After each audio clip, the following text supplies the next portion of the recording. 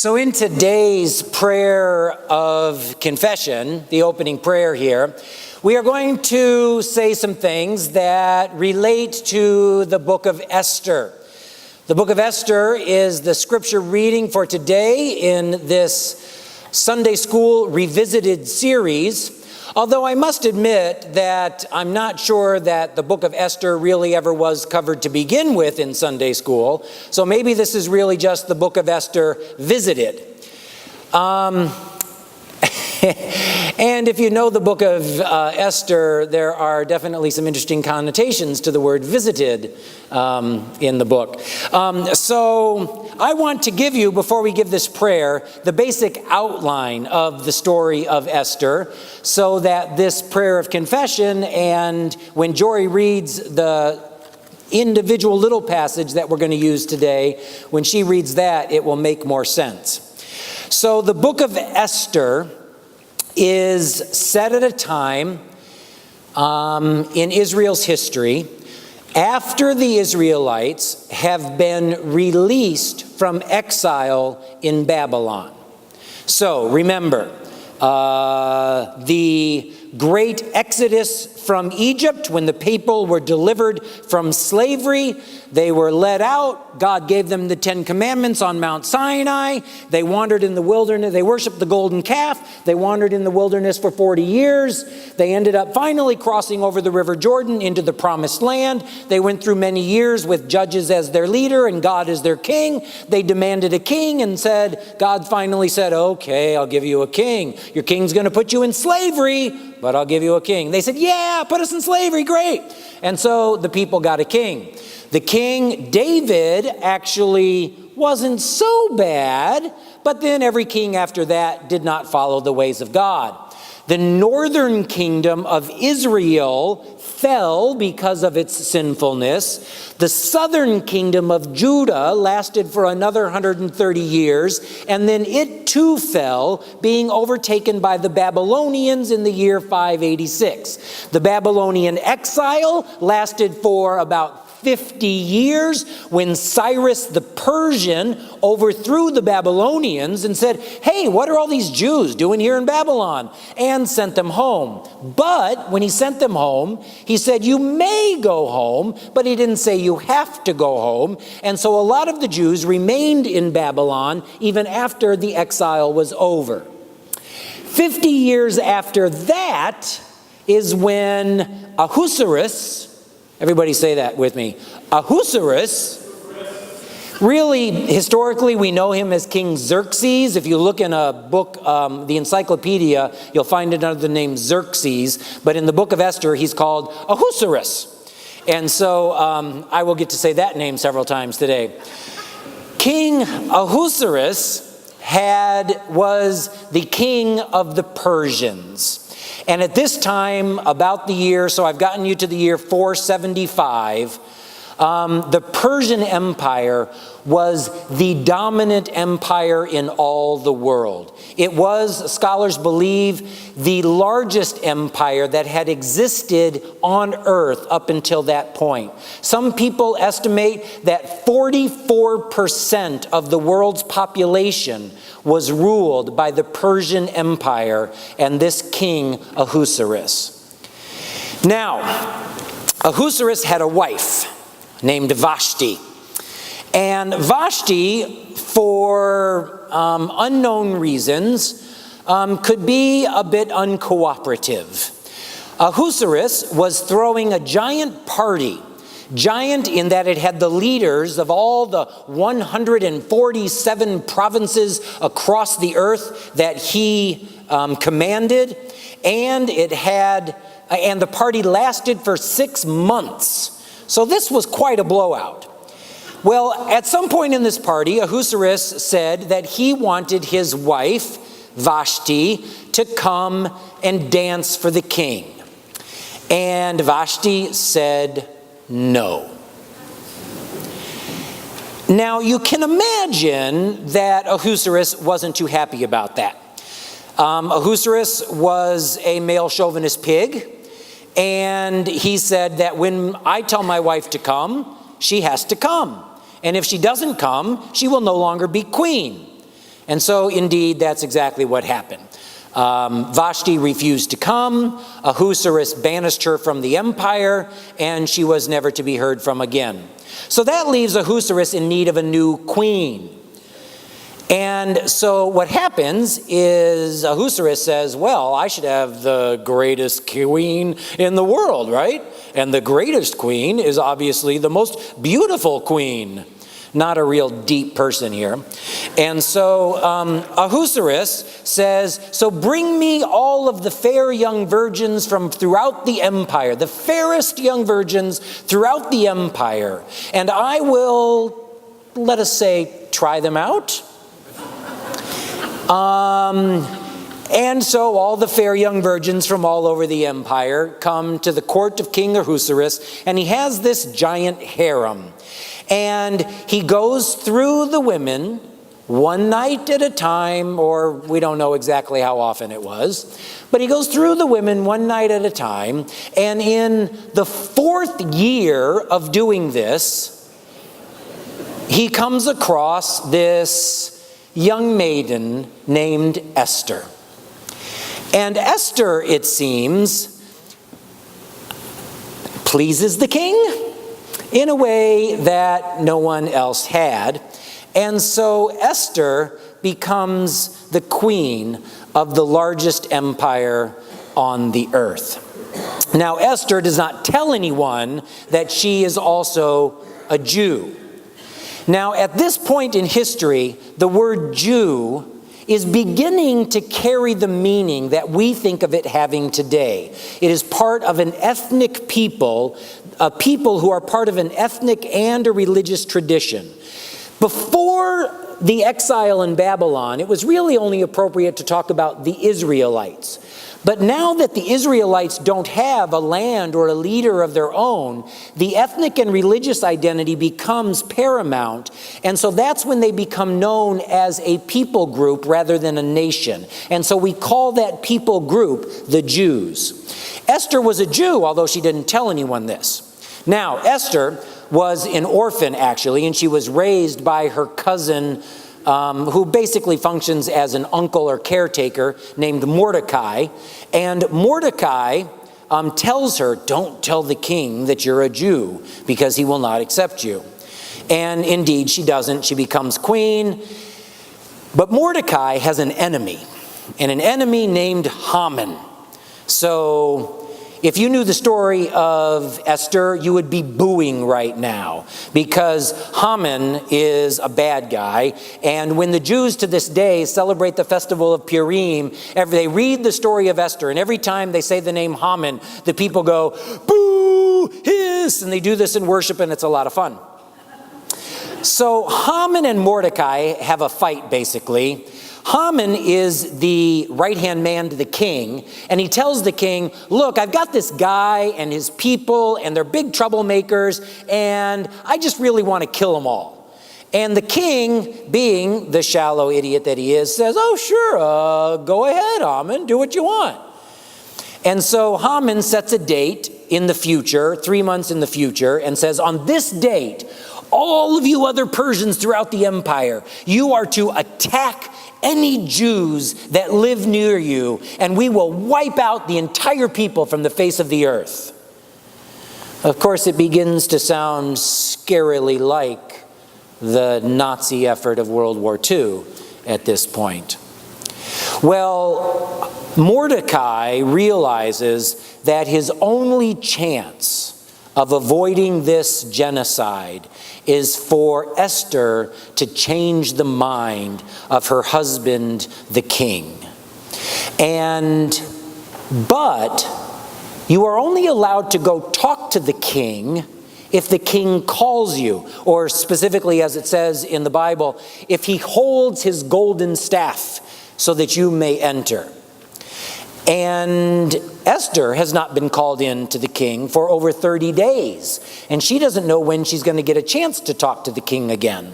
And so Mordecai then gives her a bit of advice about what this moment in her life means. And that is what the story that Jory will read in a few moments is about. That moment when Esther decides that she must go talk to the king. So that's the background to the story, and hopefully now the prayer of confession might make a little more sense, and hopefully the story that Jory reads in a bit will make a little more sense. And that's not even my sermon yet. So you got like 2 for 1 today. I invite you to stand and join together. So Reverend Mike gave you all the overall storyline of Esther earlier. The passage I will now read is the key moment when Esther agrees to go speak to the king, even though she's putting her life in danger. Then Esther spoke to Hathach, and gave him a message for Mordecai, saying, "All the king's servants and the people of the king's provinces know that if any man or woman goes to the king inside the inner court without being called, there is but one law: all alike are to be put to death. Only if the king holds out the golden scepter to someone may that person live. I myself have not been called to come into the king for 30 days. When they told Mordecai what Esther had said, Mordecai told them to reply to Esther, "Do not think that in the king's palace you will escape any more than all the other Jews. For if you keep silent at such a time as this, relief and deliverance will rise for the Jews from another quarter, but you and your father's family will perish. Who knows? Perhaps you have come to royal dignity for just such a time as this." Then Esther said in reply to Mordecai, "Go, gather all the Jews to be found in Susa, and hold a fast on my behalf, and neither eat nor drink for 3 days, night or day. I and my maids will also fast as you do. After that I will go to the king, though it is against the law, and if I perish, I perish." Mordecai went away and did everything as Esther had ordered him. Thanks be to God for these words of life.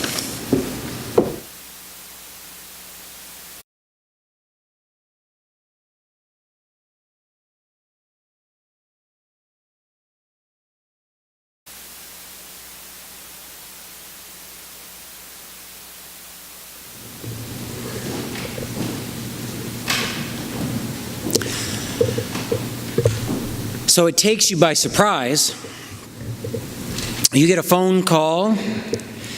"Have you got a moment? I need to talk to you about something."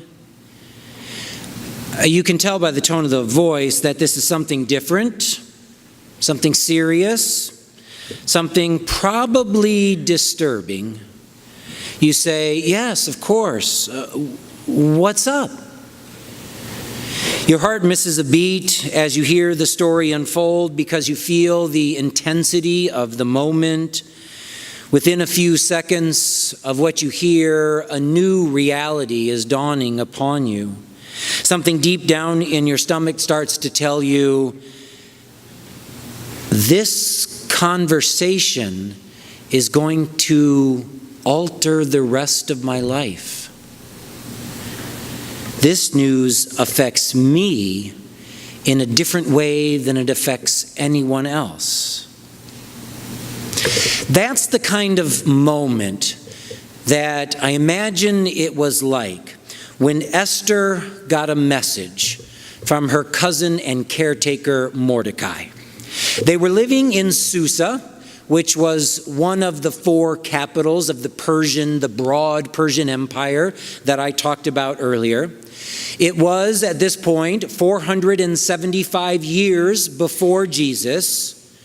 It was 100 years before that the Jewish people had been taken into exile in Babylon, and then that exile lasted 50 years, and they've been allowed to go home. But as I said, some of the Jews decided to stay where they were, in Babylon or Susa or one of the other cities that is now part of the Persian Empire. They discovered something very important during the exile. They discovered that God didn't just live in the land of Israel. God didn't just set up shop in Jerusalem, in the temple, and remain confined there. God was here in Susa also. Mordecai and Esther were among the Jews that lived in Susa, but living as a Jew in the heart of the Persian Empire was a risky business, as the book of Esther makes clear. You can tell by the way I told the story earlier. Straight away in this story, we meet King Ahasuerus, and we find the most powerful man in the world. Remember, he may have ruled up to 44% of the world's population at the time. We find the most powerful man in the world to be a reckless, extravagant, easily manipulated character. This is especially dangerous because when he passed a law, the law couldn't be changed, no matter how stupid or disastrous that law proved to be.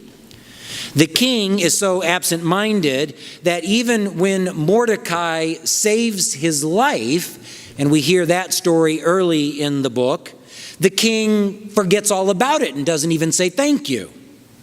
Not only do the Jews live under an unreliable monarch with an unworkable legislative system to go with it, they also have sworn enemies. One of them, as I said, is called Haman.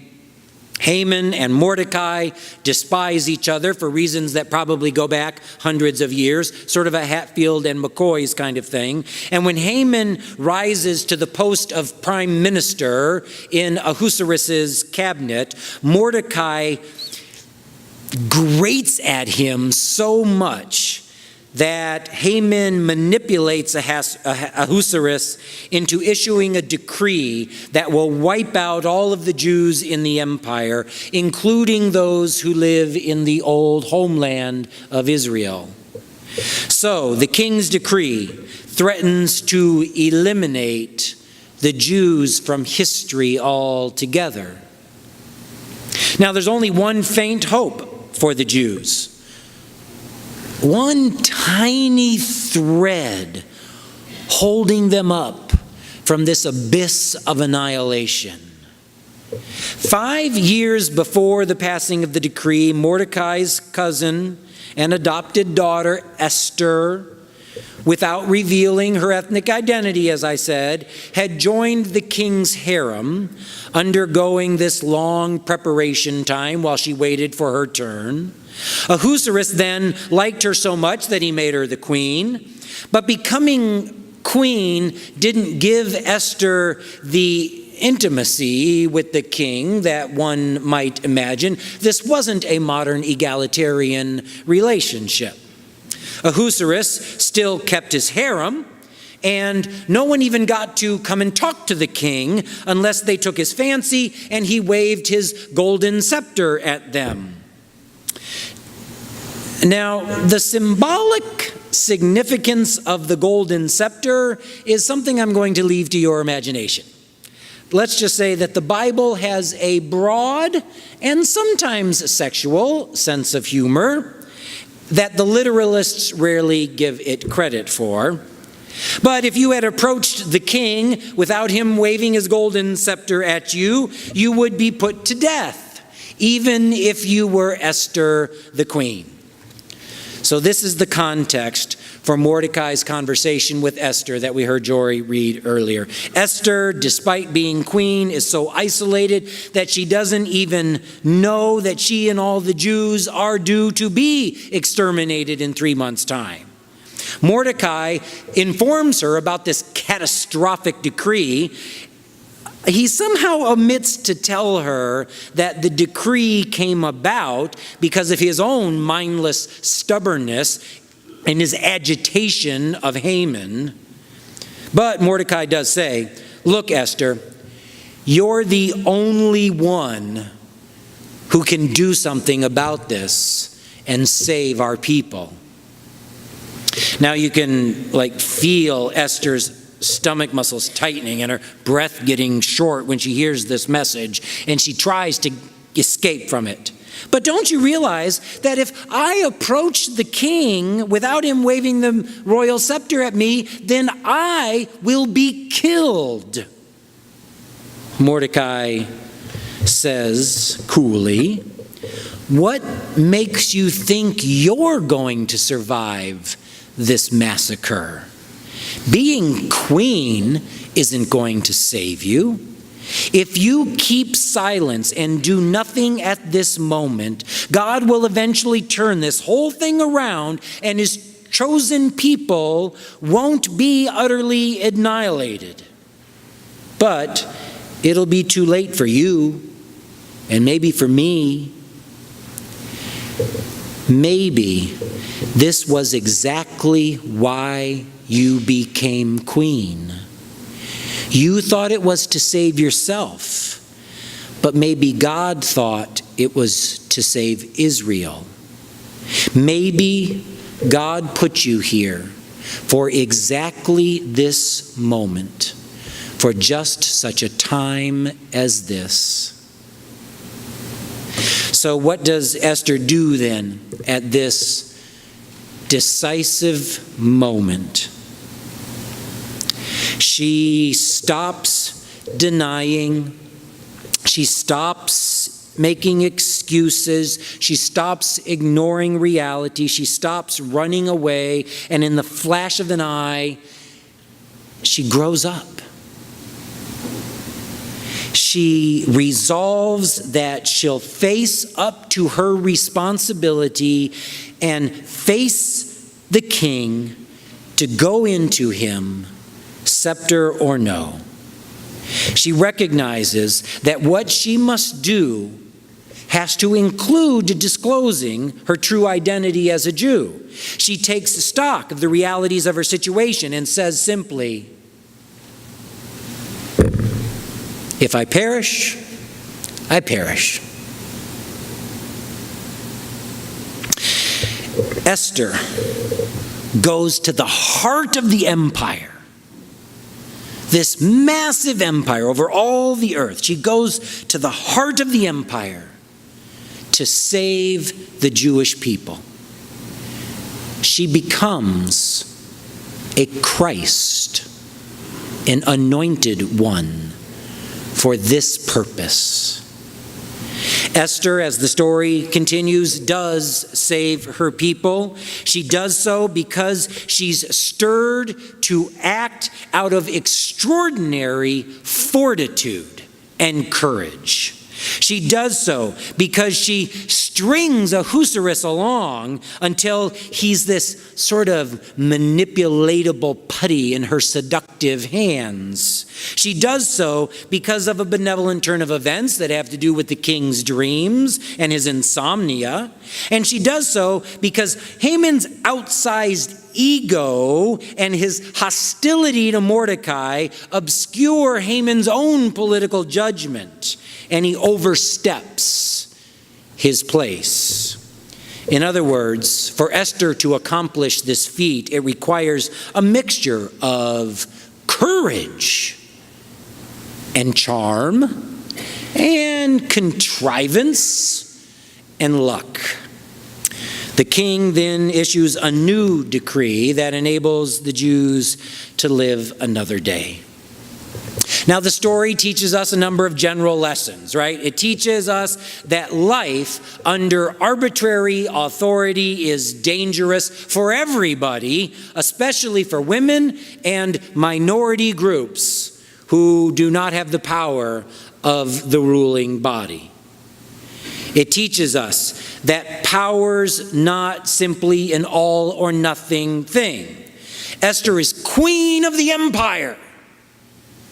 And yet she's also vulnerable. She's a Jew, and yet she can marry the most powerful man in the world. She can be unaware that she is shortly to be executed along with all of her people, yet she can also wrap the king around her little finger to get what she wants. She uses her exquisite sense of timing, her insight into human nature, her beauty, and her sexual expertise to accomplish this saving act. The heart of the story lies in these words that maybe are still echoing for you as you've heard the story twice now. I hope they make your stomach tighten and make you breathe a little faster, as much as if Mordecai were saying them to you. Perhaps you have come to this place, to this moment, to these people, to this challenge for just such a time as this. So I want you to think about Esther. She has some things, right? She has some good things and she lacks other things. She had beauty. She had a certain kind of training. She has a very ambitious cousin in Mordecai. She had a very powerful husband, but she didn't actually have any power over her own life. She didn't have any security in the face of those who planned to kill her and her people. She didn't have any real personal intimacy with her husband. Think about Esther, and then think about yourself. You have some things, and there are other things you lack. Maybe you have the gift of great intelligence. Maybe you don't have great brains, but are free from the burden of feeling that you have to be clever all the time. Maybe you have beauty. Maybe you don't have good looks and are free of the projections and expectations that good looks can bring. Maybe you have a calm and stable family life and understand what trust and promise-keeping and security and love really mean. Maybe you've known none of those things and yet have experienced hardship and anxiety and fear, and that experience may come to be of value when you see others who are in the midst of difficult situations. Maybe you have a prominent public or commercial job, maybe some kind of job that puts you behind a big desk with lots of people answering to you. Or maybe you have the freedom of being out of the limelight, your actions not being perpetually judged and your words not being endlessly evaluated. Think about yourself, what you uniquely have and what you uniquely lack. And then think about the context that you're in. Think about the ways that you feel powerless. Think about the number of times you've said, well, what this country needs, or what Union Church needs, or what the church as a whole needs, or what my family needs, or what the world needs. Think about all the times that you thought there was nothing or no one who could do anything about all of that stuff. And then, hear this exasperating man, Mordecai, tap you on the shoulder and say, perhaps you've been given these skills and experiences, these privileges and deprivations, so that just at this very moment, you can do what no one else could do. You could do what no one else can. God made you just as you are because God wanted and we needed someone just like you. Maybe all of this happened and you came to be here at this point in your life for just such a time as this. Now think about Esther again. She didn't have it all easy. Neither, no doubt, do you. She had some real gifts. So do you.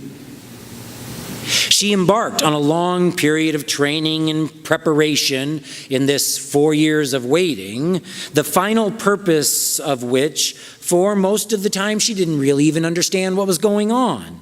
Maybe this is how you feel too. And she found herself at a crucial moment, not a movement for sudden action, but a moment when she realized that the rest of her life must be given, if need be, for the one cause that went way above her own safety, her own privilege, her own status in this world.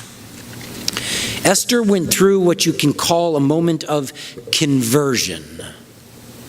And what she was converted to was a further time of preparation, of fasting, planning, of biding her time, of waiting until it was worth taking the enormous risk and then executing her careful plan. And perhaps most curious of all, the person who brought her face to face with her destiny was no saint, no clear-eyed, wonderful person, but her very ambiguous, complex cousin Mordecai, her stubborn, proud, scheming cousin who'd done a lot to put the people in such danger to begin with. Whoever you are, and however good your excuse seems for saying that none of this applies to me, Esther says, watch out. Here comes Mordecai. He's not an easy character, not a role model, but nonetheless, he makes the truth plain. Look back at all those parts of your story that make you unique, especially those events that felt like setbacks at the time, but are now vital to who you are in this moment. Look at the position you're in now, not obsessing about what it's not, but thriving in what it is and seeing the unique opportunity that you have. And look at all these massive challenges facing us in the world today. Global challenges about intercultural understanding, poverty, hunger, disease, climate change for that matter. Challenges in the church about unity, but about trying to maintain a prophetic spirit.